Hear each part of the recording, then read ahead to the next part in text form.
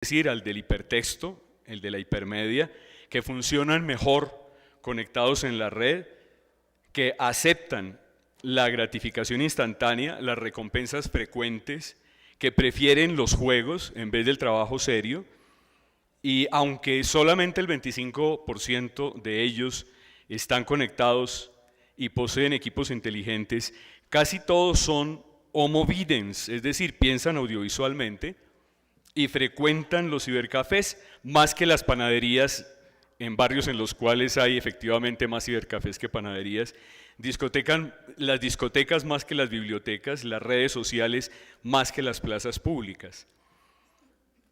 Yo, que soy más bien un inmigrante digital y que por supuesto utilizo todavía recursos que no se encuentran ubicados dentro de ese nuevo universo, pues vengo de una tradición que no cree que los niños y jóvenes puedan leer con éxito mientras ven la televisión o escuchan música, porque nosotros, los inmigrantes, no podemos hacerlo. Los inmigrantes digitales no pensamos entonces que el aprendizaje puede ni debe ser divertido, entre otras cosas porque no aprendimos con Plaza Sésamo. Los nativos digitales que conviven con nosotros crecieron con la velocidad de los juegos de video, crecieron con MTV,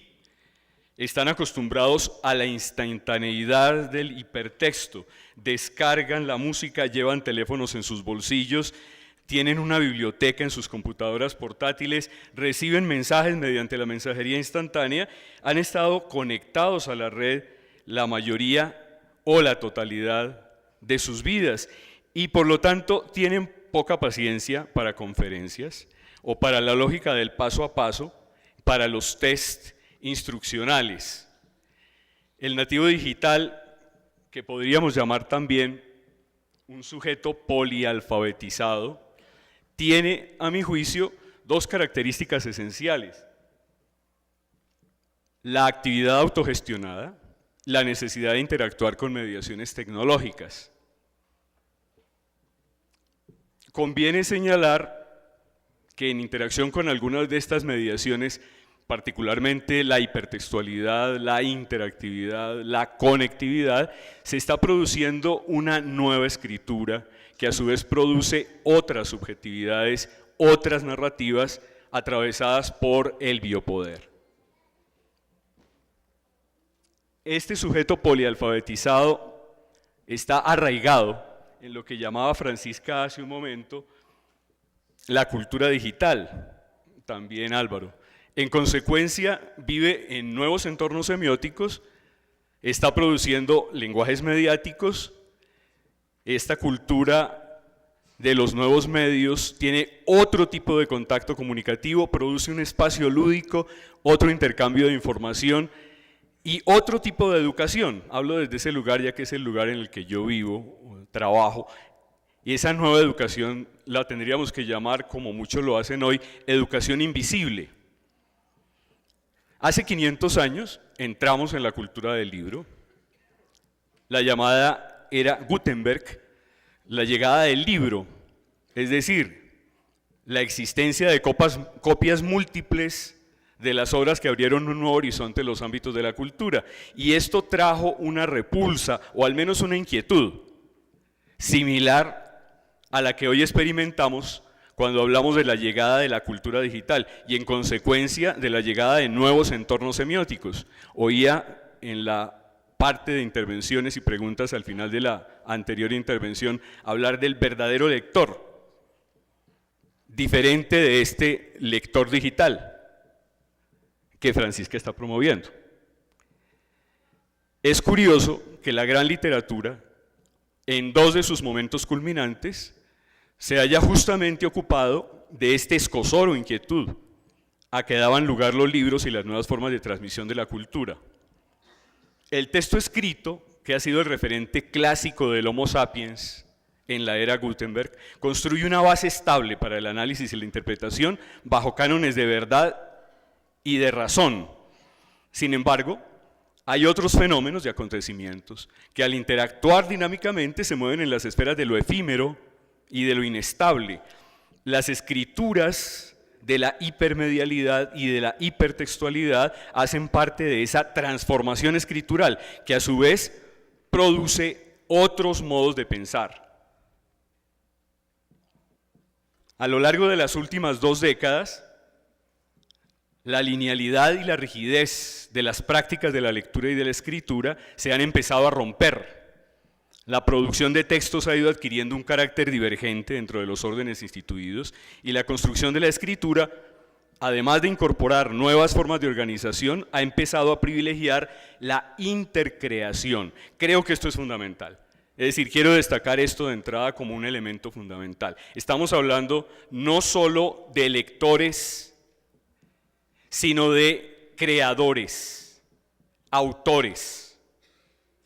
intercreadores con otros que en la red se asocian solidariamente, colaborativamente, en un proceso que rebasa el carácter instrumental del lenguaje y que lo convierte en una experiencia estética. No se trata entonces solo de la aparición de nuevos modos de leer y escribir, sino de formas nuevas de agenciar la vida entera. La ruptura del logocentrismo propio de la modernidad, que privilegió por mucho tiempo, mediante el modelo que todos hemos conocido de lectoescritura, los referentes de la linealidad, las reglas de uso, las formas convencionales de comportamiento socialmente reconocidas, mediante todo esto que estamos viendo hoy, que son redes sociales, mensajería de texto, videojuegos, música de bolsillo, la pragmática del chat, la hipermediación, el software que promueve otras formas de circulación de códigos, etcétera, están reconfigurando las gramáticas de la corrección y empiezan a desbordar las lógicas de la práctica pedagógica convencional.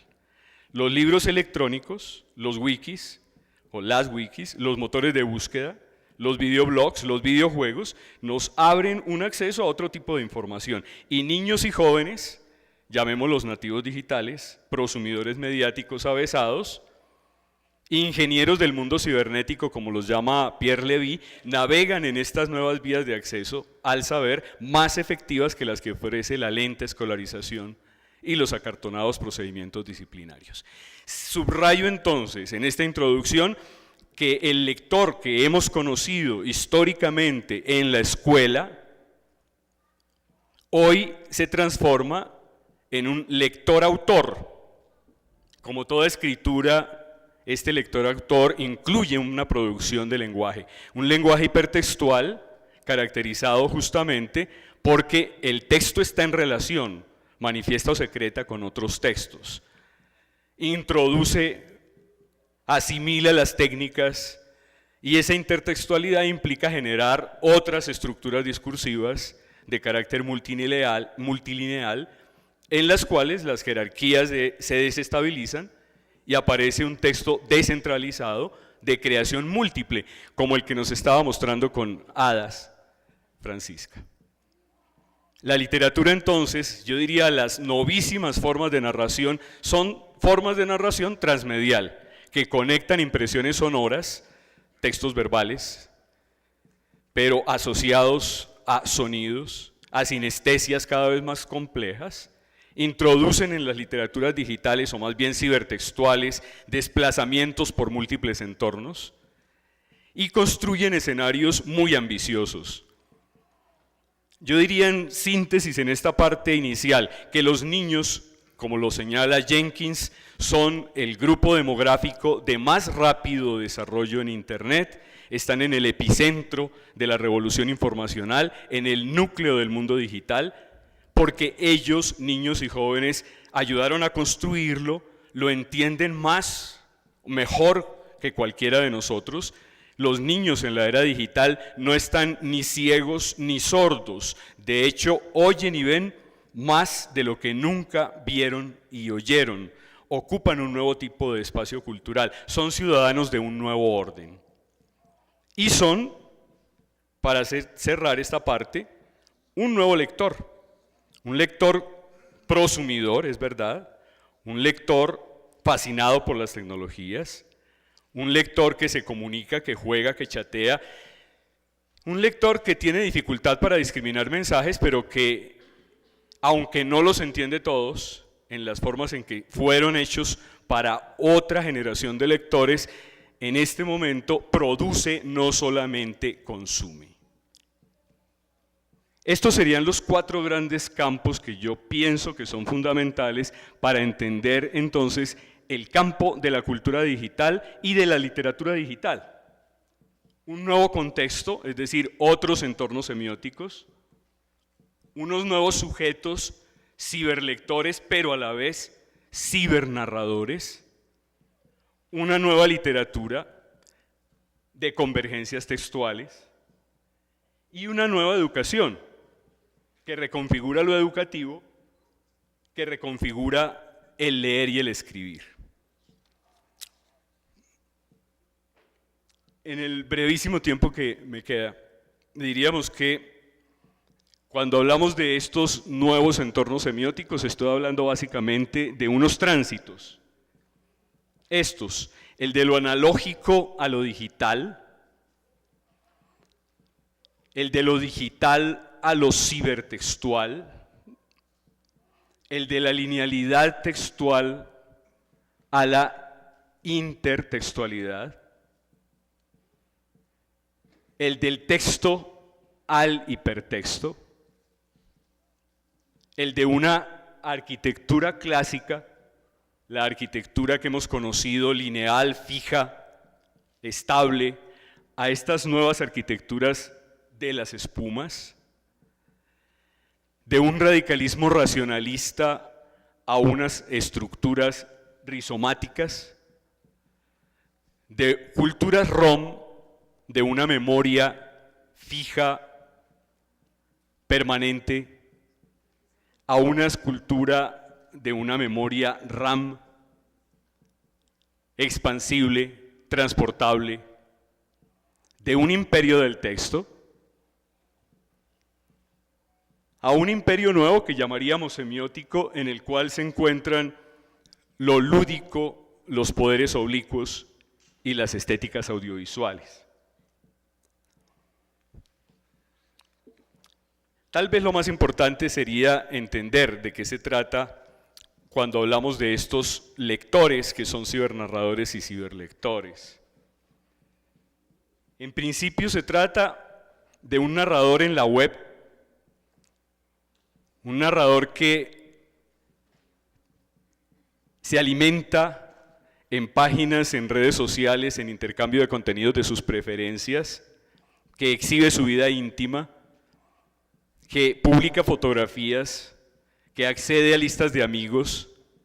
que vive entonces en un universo en el cual él es narrador, y narrador de su propia vida, en la cual él es una celebridad, que trabaja en términos de multitarea, que no solamente ejecuta una actividad,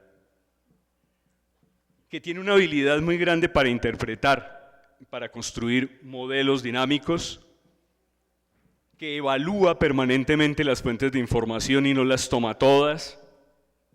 que interpreta, es decir, que adopta identidades alternativas en relación con aquello que lee, y que se apropia seleccionando y mezclando significativamente aquello que es de su interés. Cierro mi presentación haciendo alusión en este momento a un punto que me parece que es muy importante, que merecería toda una larga presentación, la de la literatura digital. Quisiera aquí conectar entonces la página que se encuentra señalada y traer a cuento algo que Francisca señalaba hace un momento, poniendo en escena a Rowling, que me parece que en este momento sí es amigable. 13 years after the first Harry Potter book was published, I'm still astonished and delighted by the response the stories met. Even though the 7th book and the 8th film have now been completed, I'm still receiving hundreds of letters every week, and Harry's fans remain as enthusiastic